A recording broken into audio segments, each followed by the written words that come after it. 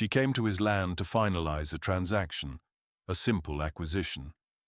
She did not know he held the one secret that could unravel her entire world. The gravel crunched under the tires of a car built for silence. Eleanor Vance did not like the sound. It was imprecise, unrefined. Like the landscape stretching out on either side of the windshield, a chaotic tapestry of greens and browns that refused to adhere to any logical grid. She checked the time on the polished silver watch encircling her wrist. 3 minutes behind schedule. Her driver, a man hired for his discretion and his ability to navigate urban labyrinths, looked distinctly uncomfortable on the winding country road.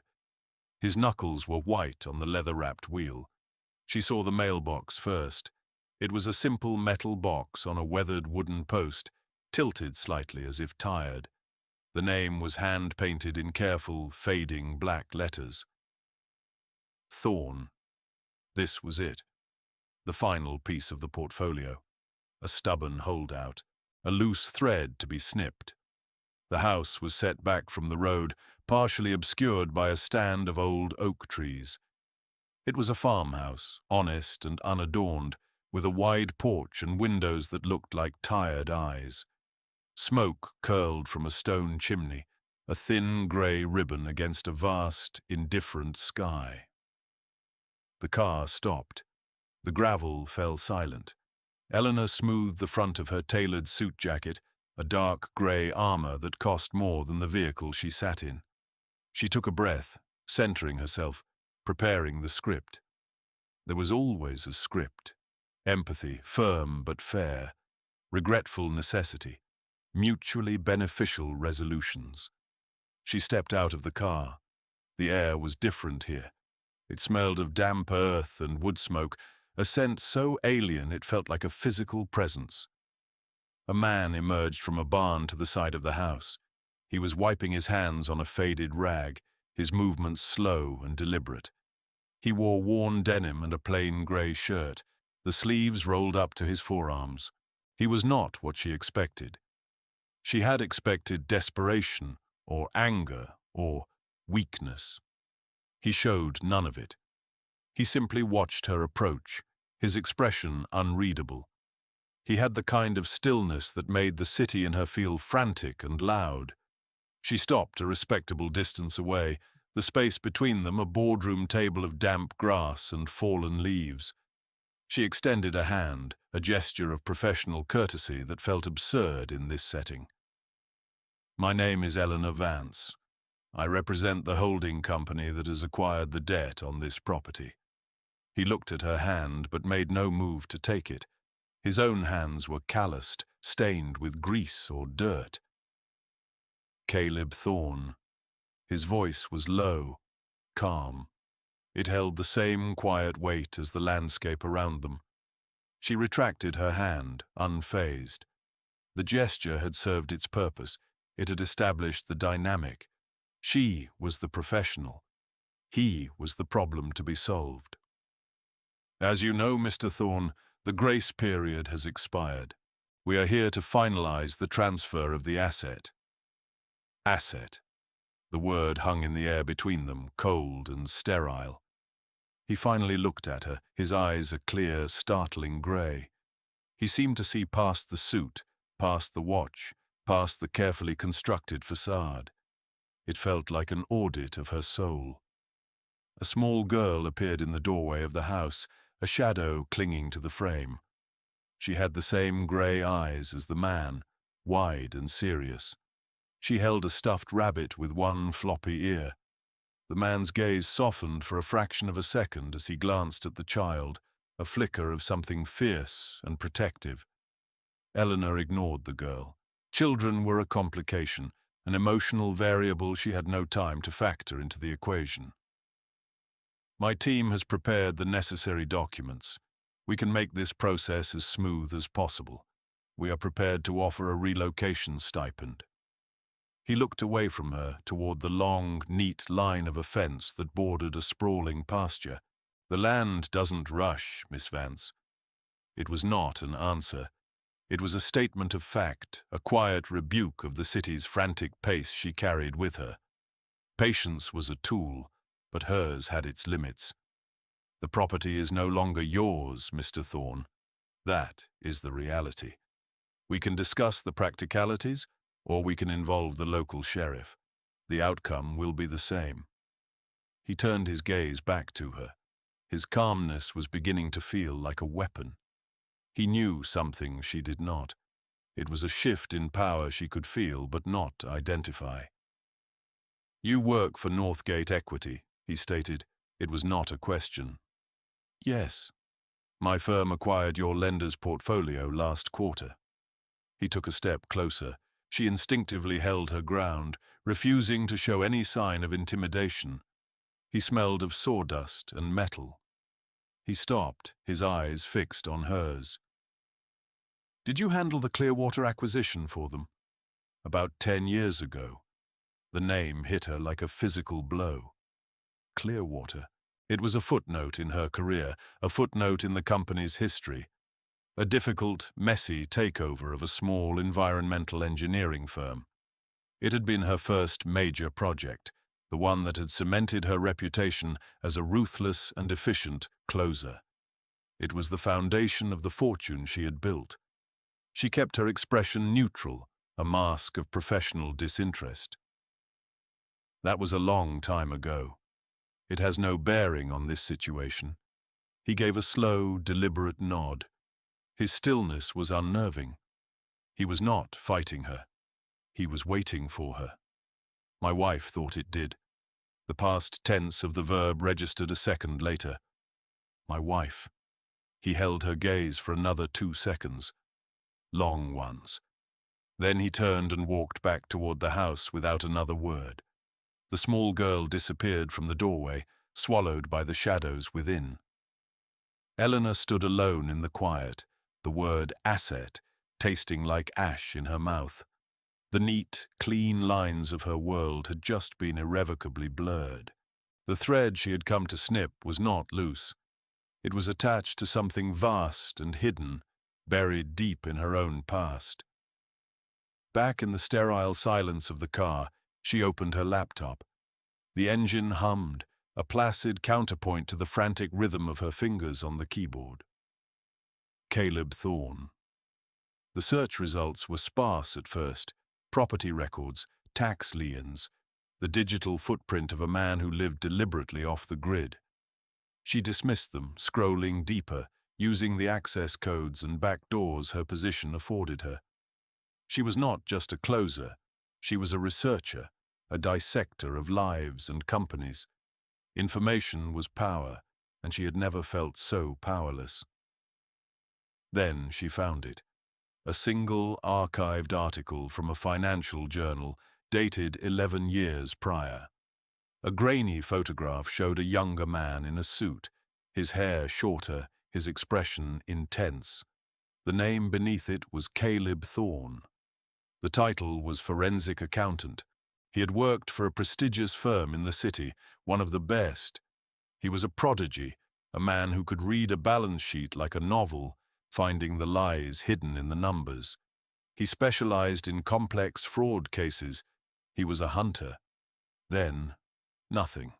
His professional record simply ended 10 years ago.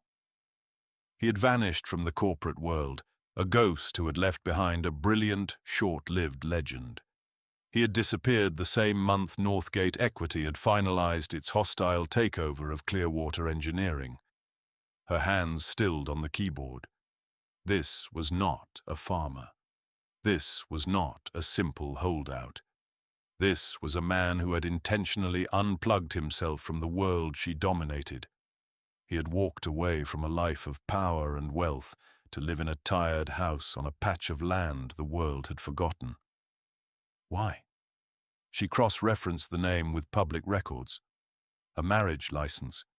Sarah Thorne. An obituary.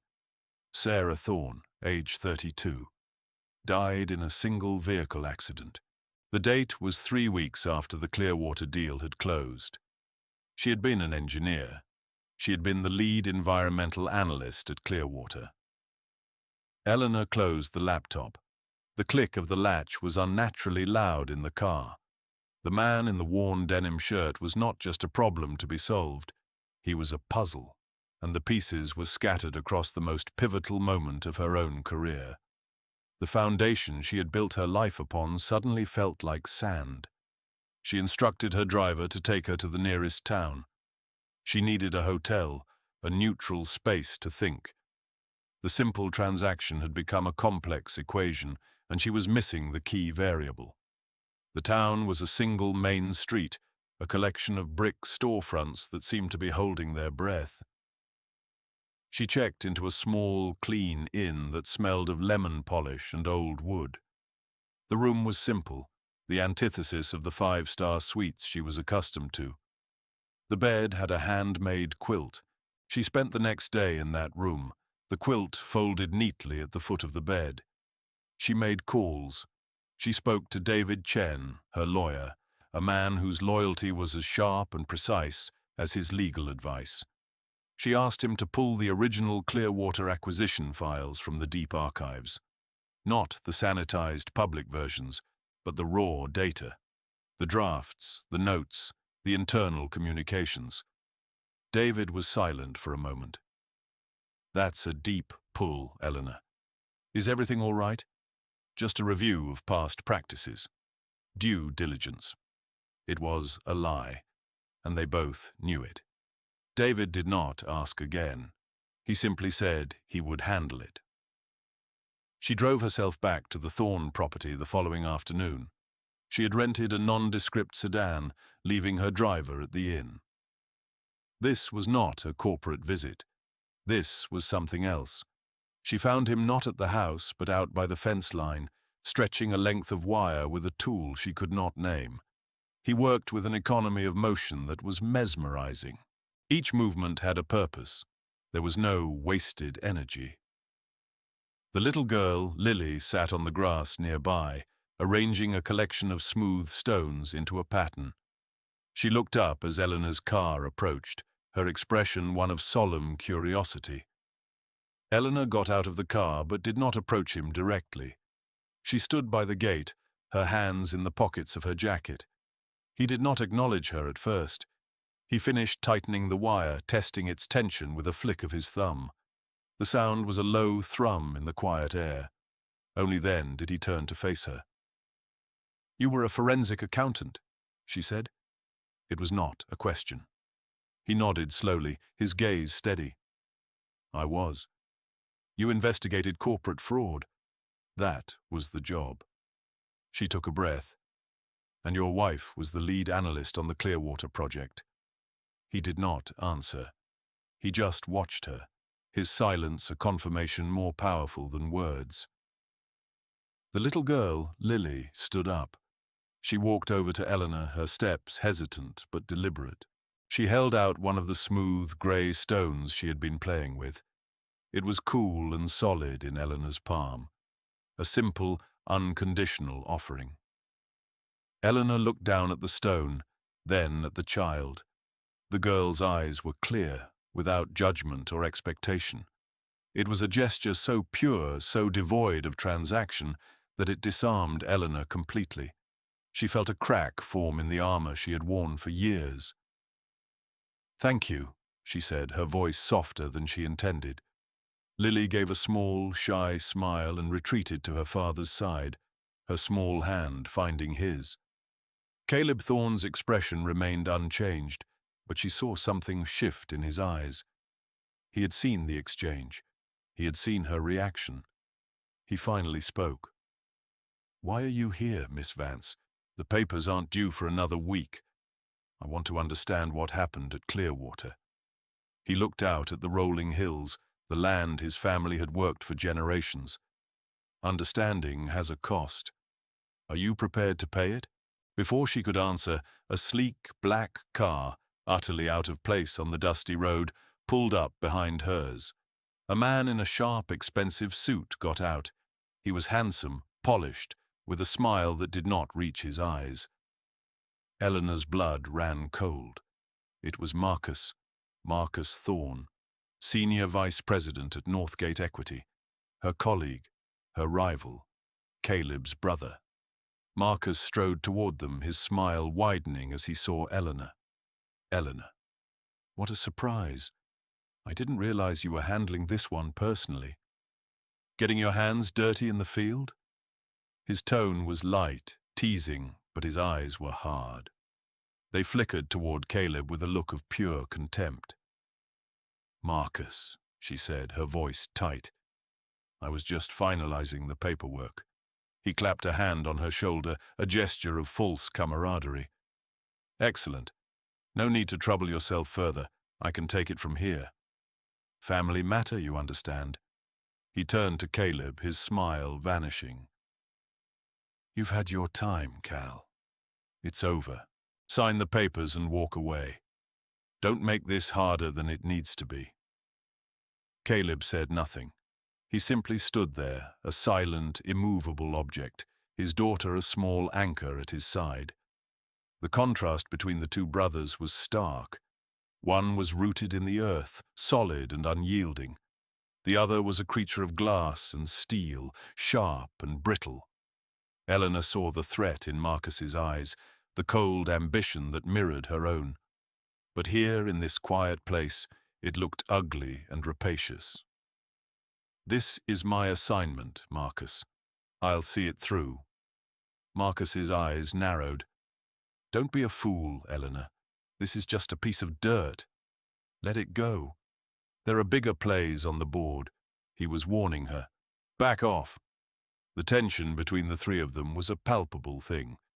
Lily seemed to sense it, pressing closer to her father. Eleanor made a decision. It was not a logical, calculated choice. It was an instinct, a gut feeling that she was standing on the edge of a precipice. I'm not going anywhere. Marcus's mask of civility dropped completely. He gave a short, sharp laugh. Suit yourself. But don't say I didn't warn you. He turned and walked back to his car, his movements stiff with anger. The black sedan sped away, leaving a cloud of dust that settled slowly over the quiet landscape. A silence descended, broken only by the whisper of the wind through the tall grass. He's your brother, she stated, the pieces clicking into place. Caleb nodded, his gaze following the dust cloud on the horizon. He chose a different path. She looked from the retreating car back to Caleb's stoic face. The quiet foreclosure on a piece of forgotten land was not about debt. It was about silence. Marcus was not trying to acquire an asset. He was trying to bury a secret, and she was standing squarely in his way. The drive back to the inn felt different. The familiar road seemed menacing, the shadows between the trees deeper. Marcus's warning echoed in her ears. He was not a man who made idle threats. She had seen his ruthlessness in the boardroom, the way he dismantled careers with a well-placed rumor or a manufactured crisis. She called David Chen as soon as she was back in her room. The files. David, I need them now. They're on their way to your secure server. Eleanor, what's going on? I ran a check on the property holder, Caleb Thorne. He's Marcus's brother. This is a conflict of interest. You need to recuse yourself. No, she said, her voice firm. I need to see it through. She spent the night poring over the files David had sent. They were a maze of legal jargon, financial projections, and environmental reports. But Eleanor knew how to navigate these mazes. She had built them herself. She saw the pattern. The original environmental assessments for the Clearwater site had been dire. The land was contaminated, the cleanup costs astronomical. Then a second set of reports appeared, submitted just weeks before the Northgate acquisition. These reports were clean. The land was declared safe, its value skyrocketing. The acquisition went through. The second set of reports was signed by a junior analyst. The lead analyst, Sarah Thorne, had apparently gone on an unscheduled leave of absence just before they were filed, a leave from which she never returned. Eleanor felt a chill that had nothing to do with the room's air conditioning. This was not just fraud. This was a cover-up of epic proportions, and at the center of it, pulling the strings, was Marcus. The next morning she decided to drive back out to the farm. She needed to talk to Caleb, to show him what she had found, to show him she was on his side. She took a back road, a winding lane she had noticed on a map, hoping to avoid any chance of running into Marcus. The road was narrow, flanked by dense woods. As she came around a sharp, blind curve, she pressed the brake pedal. Nothing happened. Her foot went to the floor. The car did not slow. It accelerated down the steepening grade. Panic, cold and sharp, seized her. She pumped the brakes frantically. Useless. The trees were a green blur. The gravel shoulder was a treacherous, crumbling edge. She gripped the steering wheel, her mind racing, fighting for control in a situation that was completely out of her control. A sharp turn loomed ahead. She knew she would never make it. At the last second, she wrenched the wheel to the right, aiming for a small embankment, hoping the impact would be better than the alternative of plunging into the ravine on the other side. The world became a violent cacophony of screeching metal, shattering glass, and the brutal, jarring impact that threw her against her seatbelt. Then, silence. She hung there, dazed, the smell of deployed airbags filling the small space. Her head throbbed. Through the shattered windshield, she could see only the bruised green of leaves and the brown of the earth. It was not an accident. The thought was terrifyingly clear. The brake line had not failed. It had been cut. Marcus's warning. "Don't say I didn't warn you." She did not know how long she sat there before she heard a sound. The crunch of boots on gravel. She flinched, her heart hammering against her ribs. A face appeared at the broken driver's side window. It was Caleb Thorne. His expression was grim, his grey eyes taking in the scene with a quick, practiced assessment. He did not ask if she was all right. He simply opened the door, which groaned in protest, and carefully, methodically, helped her unbuckle the seatbelt. "Are you hurt?" he asked, his voice calm and steady, a lifeline in the dizzying aftermath. "I don't think so," she managed to say, her own voice sounding thin and distant. He helped her out of the wrecked car. She stood on shaky legs, leaning against the vehicle for support. He walked to the front of the car, knelt and looked underneath. He was there for a long time. When he stood up, his face was like stone. The brake line was cut. Cleanly. He knew. Of course he knew. This was the world he had left behind, a world of violence disguised as business. "I was coming to see you," she said. "I found the Clearwater reports, the falsified ones." He nodded slowly. "I know. My wife found them first. That's why she died." The words hung in the air, simple, brutal, and true.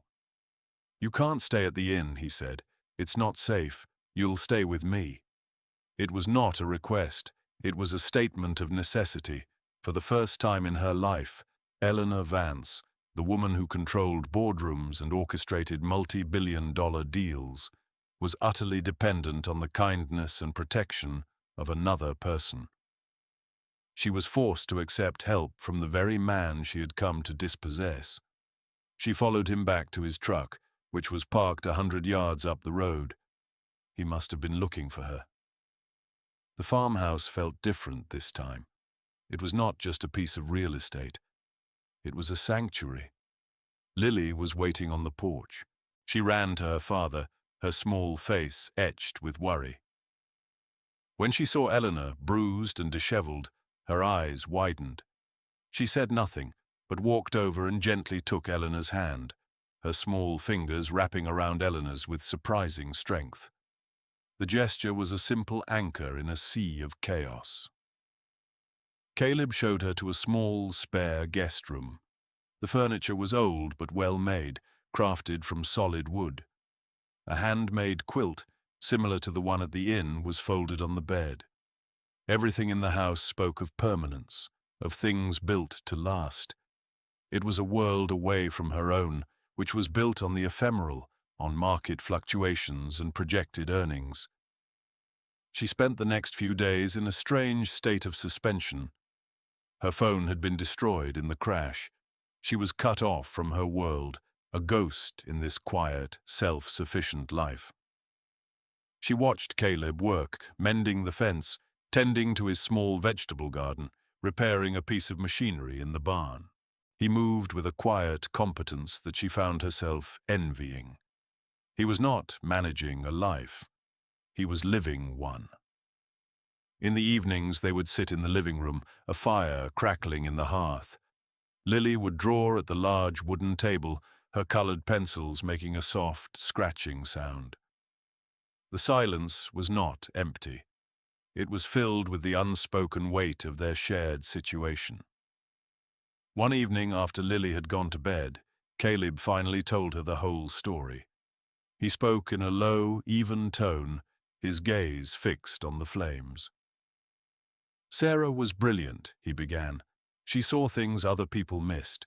She saw the beauty in systems, in the way the natural world worked, and she saw the ugliness when those systems were corrupted. He explained that Sarah had discovered a massive, illegal dumping operation connected to one of Clearwater's industrial clients. The client was a major subsidiary of a company Northgate was trying to acquire. The contamination was so severe it would have bankrupted the client and scuttled the entire deal. Marcus knew, Caleb said, his voice flat. He was managing the acquisition. He didn't just know, he orchestrated the cover-up. He arranged for the falsified reports. He threatened Sarah, tried to buy her silence. But she wouldn't be bought. She compiled a complete record of everything. The real soil sample results, the secret payment trails, the internal memos. She was going to go to the authorities. He paused, the firelight catching the grief that was permanently etched on his face. They staged the accident, made it look like she lost control on a wet road. They were professionals. Eleanor listened, her heart a cold, heavy stone in her chest. She had built her career on the bones of this tragedy. Her success was fertilized by this corruption. After she died, I tried to fight them, Caleb continued. But they were too powerful. They buried the evidence, discredited me. Marcus used his influence to paint me as an unstable, grieving husband, making wild accusations. I realized I couldn't beat them in their world, on their terms. So I left. I brought Lily here to the only place that ever felt safe, and I waited. I knew one day they would overreach. They would make a mistake. And that mistake was you, he said, looking at her directly for the first time. Sending you here, to the one place where the truth was buried. He never imagined you would start digging. But what about the evidence? She asked. Sarah's records. Did they find it? He shook his head. No. She was too smart for that. She hid it, and she told me where, just in case. But she made me promise not to use it unless I had an ally, someone on the inside who could make it stick, someone who understood their world and could turn their own weapons against them. He looked at her, and she understood. He had been waiting for her, or someone like her. The next day he drove them into town. They did not go to the sheriff's office. They went to the small, quiet post office. An elderly woman with sharp, intelligent eyes sat behind the counter. Her name was Martha Gable. She smiled warmly when she saw Caleb and Lily. Caleb, she said, and Lilybug. Good to see you. He made the introductions. Martha, this is Eleanor Vance. She's a friend. Martha looked at Eleanor, her gaze discerning but not unkind. A city friend, by the looks of it. We don't get many of those out here. Caleb leaned closer to the counter. "Martha, it's time." Sarah's package. The old woman's smile faded. Her expression became serious, somber. She nodded once, a gesture of profound trust and old loyalty. She disappeared into a back room and returned a moment later with a simple, shoebox-sized package wrapped in brown paper and tied with twine. It was covered in dust. She passed it to Caleb over the counter. "Sarah told me this day might come. She said to give it only to you, and only when you said the world was ready to listen." Back at the farmhouse, they sat at the kitchen table and opened the box. It was not a USB drive. It was not a collection of files. It was a ledger, a simple, old-fashioned accounting ledger with a worn black cover. Inside, in Sarah Thorne's neat, precise handwriting, was a meticulous record of everything. Dates, times, secret meetings, illicit payments, traced through a network of shell corporations leading directly to a private account. An account belonging to Marcus Thorne. It was a detailed map of his crimes. Alongside the ledger was a set of geological surveys, the originals showing the true extent of the contamination at the Clearwater site, and tucked into the back was a single handwritten letter. It was addressed to Caleb. Eleanor looked away, feeling like an intruder on a sacred moment. Caleb read the letter, his face impassive, but she saw his hand close around the page hard enough to crease it. After a long silence, he looked up, his eyes clear and resolved. He pushed the ledger across the table to her. "This is your world," he said. "You know how to use this." She looked down at the book. It was more than evidence. It was a testament, a woman's last stand. And now it was her weapon. A plan began to form in her mind. It was audacious, risky, and utterly ruthless. She would not go to the press. She would not go to the authorities. That would give Marcus and Northgate time to spin the story, to bury it in litigation. No. She would do what she did best. She would orchestrate a takeover, not of a company, but of a narrative. She would gut the corruption from the inside out, in the one place they felt safest, the boardroom. She needed a phone. She needed a secure connection. Caleb drove her to a truck stop 50 miles away, a place where her call could not be easily traced. She called David Chen. Her voice was low, urgent. "I'm okay, David. I need you to do exactly as I say. Liquidate a portion of my personal Northgate holdings, enough to be noticed, and I need you to call an emergency meeting of the board. Use the bylaws, the clause for material risk to the company's reputation. And David, get me a seat at that table." He did not question her. The fear in his voice was replaced by a grim determination. "Consider it done." 2 days later, she was on a private jet, arranged by David, flying back to the city. Caleb was with her. He wore a simple dark suit she had bought for him in the nearest town. It fit him well, but he looked as out of place as her expensive sedan had on his gravel road. He did not belong in this world of recycled air and artificial light. He was there as a silent witness, a moral anchor. Lily stayed behind with Martha Gable, a decision that had been hard for Caleb, but necessary. This was not a place for a child. The Northgate Equity Tower was a monument of glass and steel, a middle finger to the sky. As she walked into the lobby, the familiar chill of the air conditioning felt alien.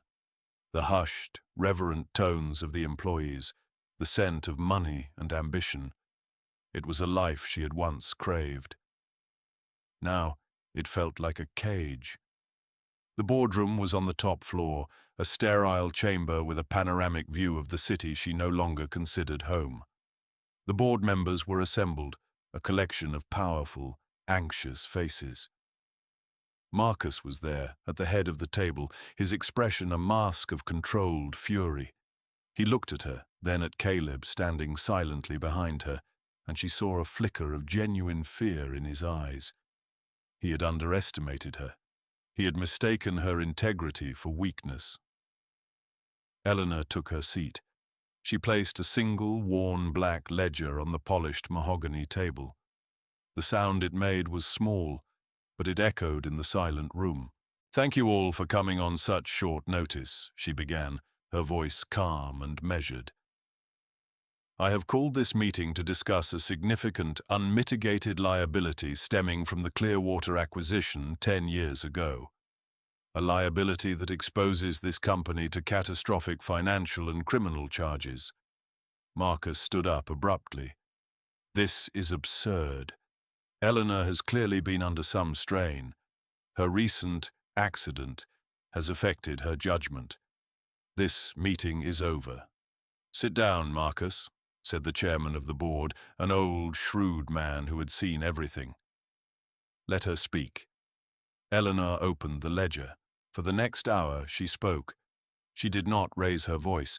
She did not use hyperbole.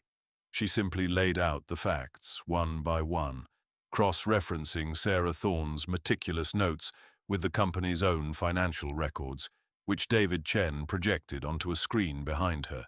She detailed the bribery. She showed the falsified environmental reports next to the originals. She mapped the flow of money from the shell corporations into Marcus's personal accounts. She built a case, brick by painstaking brick, until there was no room left for doubt. The room was silent. The board members looked from the screen to the ledger to Marcus, whose face had gone pale.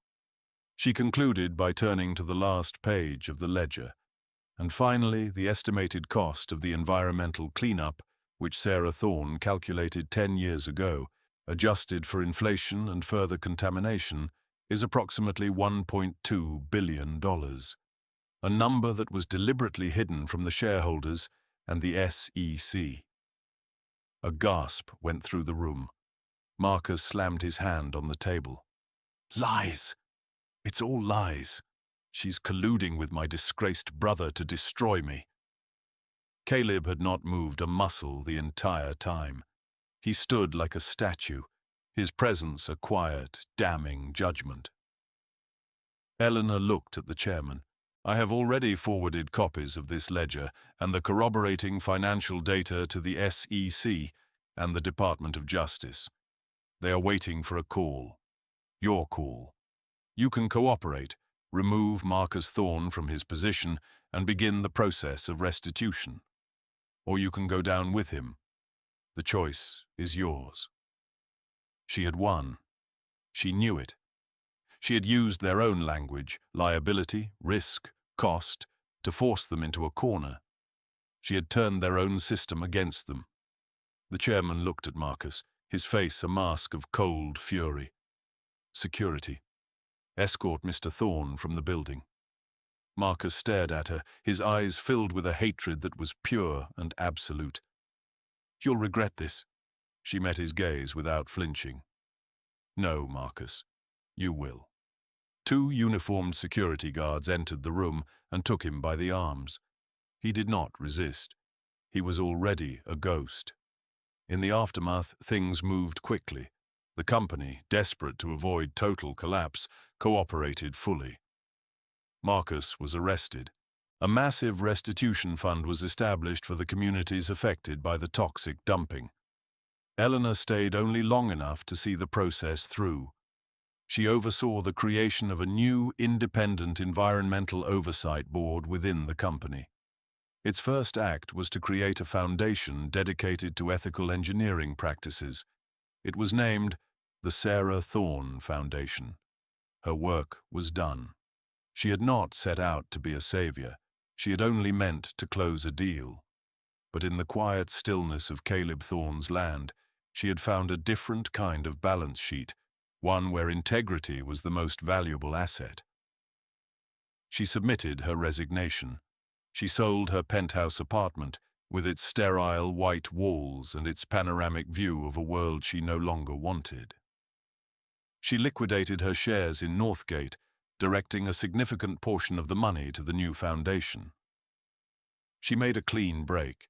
Months later, in the crisp air of early autumn, she drove a simple pickup truck down a long gravel road.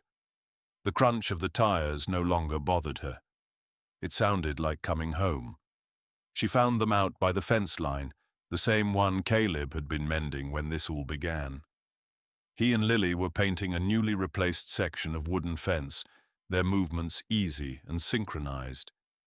They both looked up as she approached. Lily broke into a wide, joyous smile and ran to her, wrapping her arms around Eleanor's legs. Eleanor hugged the small girl, burying her face in her hair. It smelled of sunshine and fresh air. Caleb watched them, a paintbrush still in his hand. He did not look surprised to see her. He looked as if he had been waiting. He offered a small, genuine smile. It transformed his face, erasing years of grief. "We saved a brush for you." She did not say anything. Words felt inadequate. She walked over, took the brush from his outstretched hand, and their fingers brushed for a moment. A small, simple touch that carried the weight of everything that had passed between them. It was not an ending. It was a beginning. She dipped the brush in the can of white paint and began to work, her strokes falling into rhythm with theirs. The three of them together, mending a fence under the vast, open sky. Some fences mark where a life ends. Others show where one begins.